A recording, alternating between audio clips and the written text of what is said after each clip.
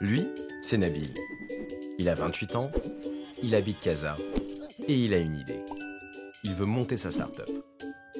Une fois la boîte créée, il lui faut un bureau.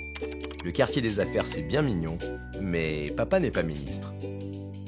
Au Technopark, Nabil trouve son bonheur. Petite surface, petit loyer, service de proximité et machine à café. Le loyer des grandes entreprises subventionne celui des startups. C'est comme ça que ça marche au Technopark. Maintenant qu'il a son bureau, Nabil a besoin de booster sa visibilité. Site web, carte de visite et pourquoi pas, un podcast vidéo. Ça tombe bien, le réseau du Technopark lui permet de côtoyer tout un tas d'entreprises innovantes qui offrent ses services. Il suffit à Nabil de s'adresser à un chargé de clientèle qui saura le guider en fonction de ses besoins. La visibilité, c'est bien, le networking, c'est mieux. Tous les mois, le Technopark organise des événements qui permettent aux entreprises de se rencontrer. Nabil partage son idée et séduit immédiatement la communauté. Certains lui proposent même de participer à une compétition start-up organisée au Technopark. Après pas mal de nuits blanches, Nabil a gagné de la visibilité, une coupe et des cernes. Du jour au lendemain, les commandes s'enchaînent et rapidement, Nabil est débordé. Là encore, pas besoin d'aller bien loin. On trouve au Technopark des plateformes de recrutement. Zoubida, 23 ans, rejoint le navire, suivi de David, Brahim et Ito. Du coup, 25 mètres carrés, c'est beaucoup trop petit pour 5 personnes.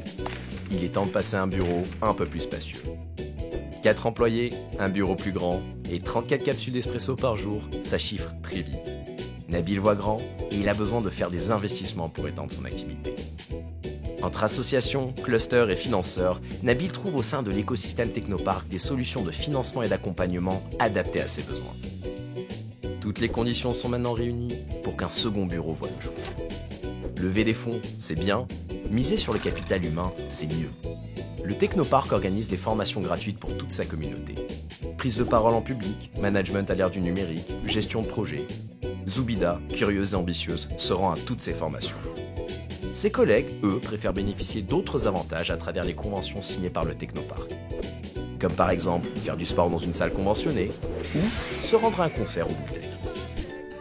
5 ans se sont écoulés et la petite start-up est devenue une belle PME. Des opportunités dans d'autres villes se présentent et il est temps de laisser la place à une autre start-up. Mais tous ne suivront pas. Zoubida a une idée et la suite, vous la connaissez.